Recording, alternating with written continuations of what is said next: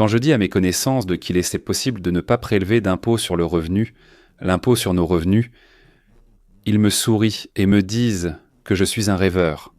Je leur dis, les États-Unis ont vécu jusqu'en 1912 sans que le Congrès ait le droit de piller quand il le voulait et autant qu'il le voulait. Et on me dit que c'était à une autre époque, que maintenant tout est différent. Quand je dis que la plupart des services sont publics, si ce n'est tous, peuvent être remplacés par des services privés et qu'en plus on peut rendre les services des municipalités et des administrations payants sans nous imposer d'impôts. On me dit que je ne suis pas sain d'esprit. Et quand je dis qu'il faut fermer toutes les écoles publiques et rendre l'éducation exclusivement privée, on arrête de me parler. Surtout après que j'affirme que l'alphabétisation généralisée est absolument inutile et qu'elle sert à abrutir au maximum le peuple. Là, vous aussi, vous avez pensé que je suis un fou pas tout à fait normal. Il y a des fous normaux, mais moi, en plus d'être fou, je ne suis même pas normal. Mais je suis un fou normal, je le jure, absolument normal. Et Donald Trump l'a confirmé aujourd'hui. L'année prochaine, on s'attend à la plus grande saison de remboursement d'impôts de toute l'histoire et nous allons rembourser grâce aux droits de douane. Nous avons collecté des milliers de milliards de dollars et allons verser un bon dividende au peuple tout en réduisant la dette.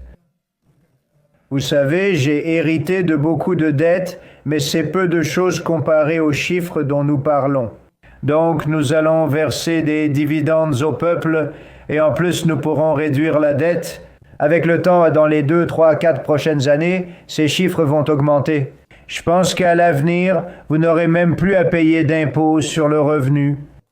Le président des États-Unis a dit « Viendra un temps où que vous soyez riche ou pauvre, personne ne paiera d'impôts sur l'argent que vous gagnez. » Eh bien, ce que je disais il y a 1 minute, oui. Là-bas, tu gagnes 10 000 et tu n'as pas à donner un seul centime. Parce qu'aujourd'hui, là-bas, vous donnez environ 3 000 $ à Washington, encore de l'argent à l'État, encore ici, encore là, mais la plus grosse part, 3 000 $, vous la donnez à Washington. Et tout ce que vous aurez gagné, ce sera à vous. C'est un concept étrange, n'est-ce pas ? Pour la première fois, cet impôt marxiste sur les revenus, oui, j'insiste, un impôt marxiste sur les revenus a été introduit en 1861, mais dans un but précis et temporairement. En 1872, il a seul été aboli, même si on a vraiment essayé de ne pas l'abolir, puis on a tenté de le réintroduire vers 1890. Mais la Cour suprême a jugé inconstitutionnel de prélever une partie des revenus des gens. Alors les fonctionnaires et les politiciens dans notre dos ont introduit le 16e amendement. Et en 1913, le Congrès a obtenu un nouveau droit de dépouiller la population. Et à qui bon ? Eh bien, quand ils en ont envie, ils paillent comme bon leur semble. Et il est devenu, 100 à 200 fois pire que le monarque anglais contre lequel les colons se sont rebellés à cause de ses impôts. Vous vous souvenez, n'est-ce pas ? Donc pas de taxation sans représentation. C'est-à-dire, il disait qu'on ne te donnerait pas ta part, enfin ta part pour ainsi dire, on ne te donnerait pas ce que tu veux nous voler. Si nous ne décidons pas de l'usage de cet argent, voilà, c'est ça. Puis, ils ont commencé à leur prendre 100 fois plus. Avant la Seconde Guerre mondiale, encore avant la Seconde Guerre mondiale. Donc, les impôts pour les plus riches ont été portés à 88% sur les grosses sommes. Et en 1963, l'impôt a été porté à 92%. C'est John Fitzgerald Kennedy, tant apprécié par les démocrates, qui a fait cela. 92%. Même Lyndon Johnson a compris que c'était excessif et l'a baissé. Non, pas jusqu'à 5%, non, comme vous le pensiez, jusqu'à 70%. C'est-à-dire, même en le baissant, ô grand Johnson, grand Lyndon, tu as baissé notre impôt. Donc la majeure partie de l'argent gagné par ceux qui travaillaient le mieux. Tu as créé un nouveau médicament, tu as reçu, tu as payé beaucoup d'argent, tu as construit des usines, tu as reçu, tu as payé beaucoup d'argent, tu as organisé des services dans le monde entier, tu as reçu, tu as payé. On leur prenait de l'argent utile au développement. mais personne ne le garde sous l'oreiller. Au pire, il est déposé à la banque qui l'investit dans la production. Au lieu de cela, on distribuait cet argent à ceux qui étudiaient mal, travaillaient mal, étaient paresseux ou ne voulaient rien faire du tout, ni aller nulle part. Eh bien parce que, justement, leur besoin devient la responsabilité de celui qui travaille bien. Mais à quoi dépensent-ils donc l'argent qu'ils nous volent, ou plutôt, ils ne nous volent même pas, ils nous pillent, oui. Des milliards de dollars sont dépensés chaque année pour l'entretien de bâtiments vides, d'organismes d'État et personne ne les surveille. Voilà, il est là, il n'y a rien dedans, et pourtant d'énormes sommes d'argent y sont dépensées. Les membres du Congrès ajoutent à n'importe quelle loi ce qu'ils appellent du porc, c'est-à-dire littéralement du porc. Des clauses de transférant de l'argent à leur circonscription pour des projets invraisemblables, autrement dit des pots de vin. Oui, tu vas signer ça ? Oui, je vais signer, mais donne 3 ou 4 millions à mon gars, là-bas. D'accord, bien sûr, je donnerai 3 ou 4 millions, ce n'est pas mon argent, c'est celui du peuple, donc bien sûr que je le donnerai. Personne ne contrôle cet argent sale, n'est-ce pas ? 1 milliard par an est dépensé pour la publicité des engrais dans les pays sous-développés. Non pas pour les engrais, comme vous auriez pu le penser, mais pour la publicité des engrais. Plusieurs milliards par an sont dépensés pour la promotion de l'homosexualité dans le monde et pour des recherches sur la vie sexuelle des crabes et des crevettes. Je ne plaisante pas. Selon les estimations, c'est ce fameux Rand. Le sénateur Paul s'est beaucoup investi dans cette question, et j'ai été stupéfait par son rapport, tout comme lui. Selon les estimations d'agences indépendantes, les États-Unis dépensent plus d'1 trillion par an pour des projets qui, dans la colonne des dépenses, sont inscrits comme divers. À suivre. C'est Rand. Le sénateur était aussi une trouvaille. Sénateur à 60% serveur fédéral. On nous prend un petit montant, oui, en 3010. Et de 50 à 60% de ceci dans Invidis Ego Studio.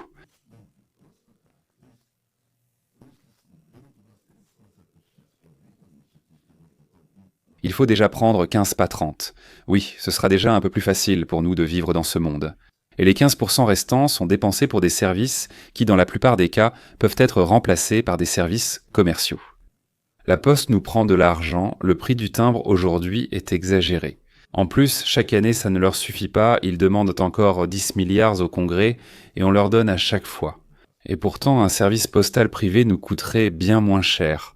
Ça a déjà été vérifié plusieurs fois, mais il y a une loi qui empêche de distribuer le courrier. À un organisme non gouvernemental. Point.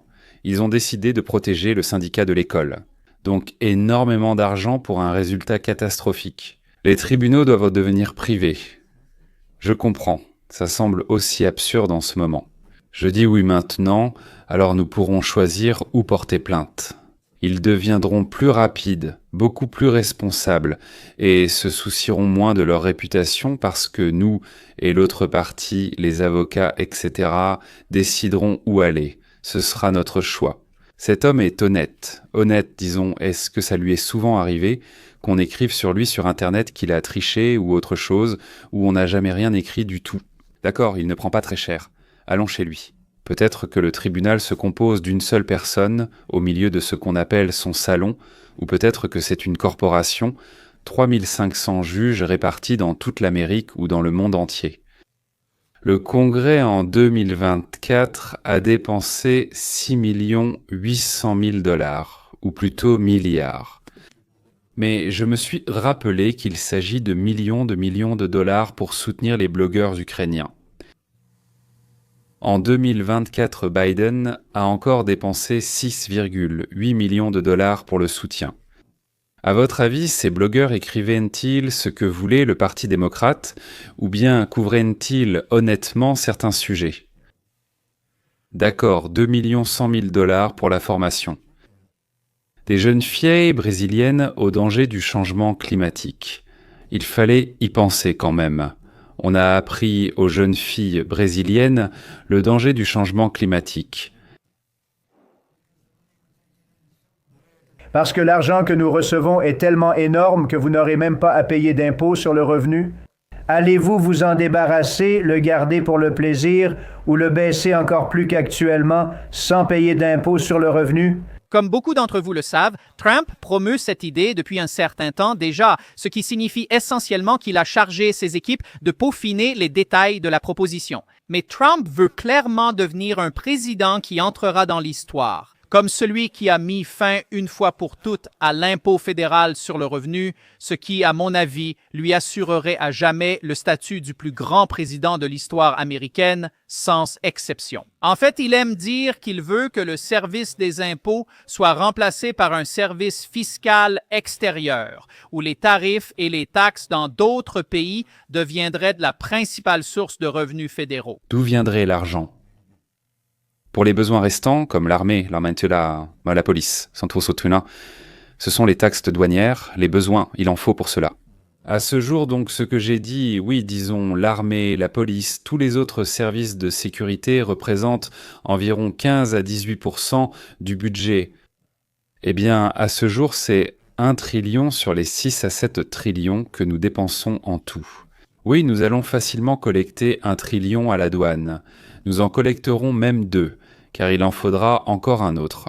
Je vais dire dans 1 minute à quoi il servira encore. C'est incroyable et inimaginable, c'est une proposition follement et incroyablement populaire. Encore une fois, il y a peu de sujets sur lesquels plus d'Américains seraient d'accord que sur l'élimination, pas la réduction, pas la diminution, mais bien l'élimination de l'Internal Revenue Service dans le monde.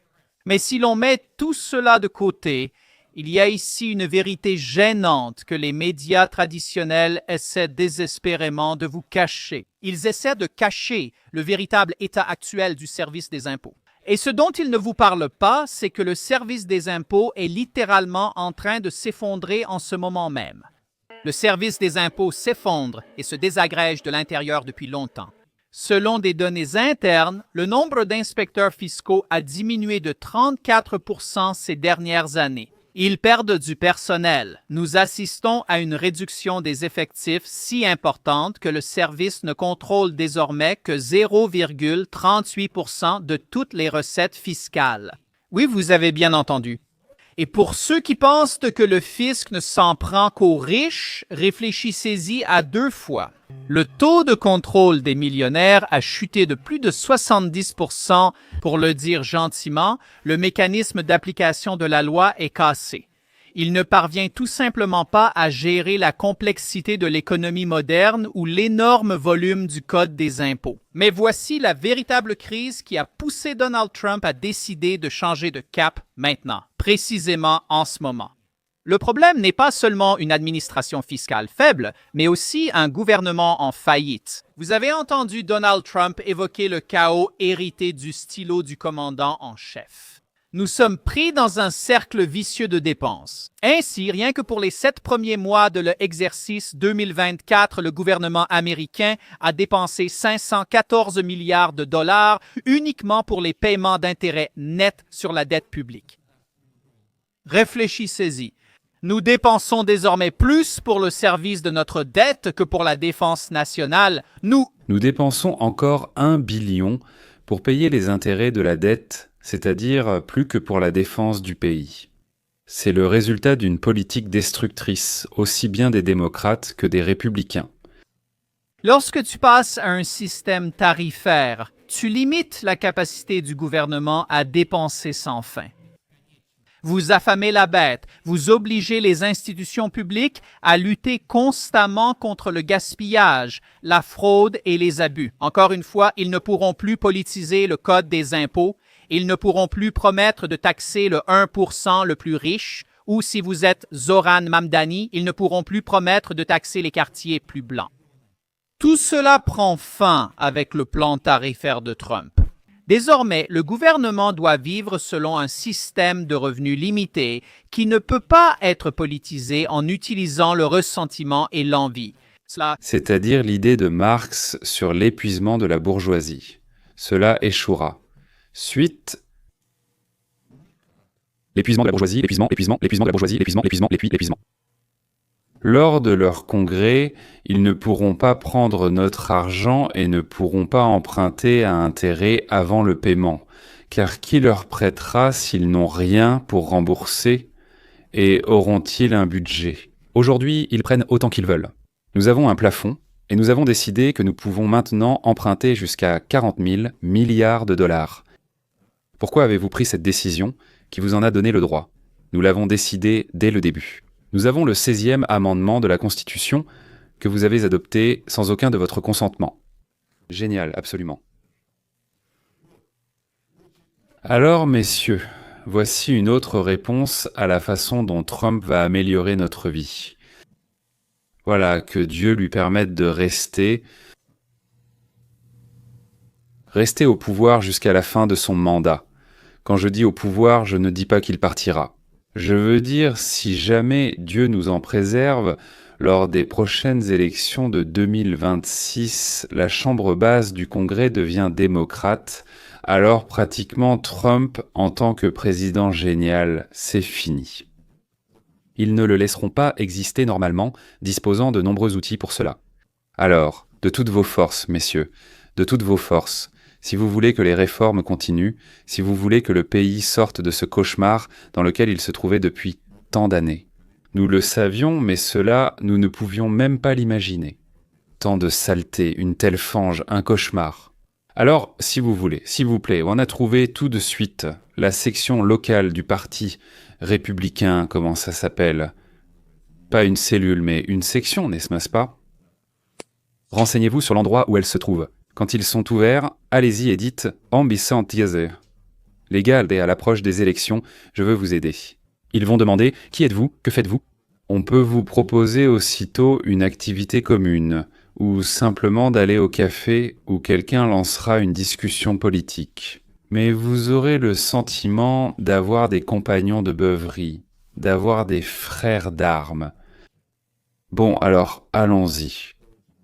Faisons en sorte que Donald Trump ait la possibilité de terminer brillamment son mandat et de transmettre la Maison-Blanche, le bureau ovale, à la personne suivante qui continuera son travail pour notre bien. N'oubliez pas de vous abonner, d'activer la cloche et de dire à vos amis à quel point c'est intéressant chez nous. Venez ici, écoutez et regardez la prochaine vidéo. Au revoir sous-titres.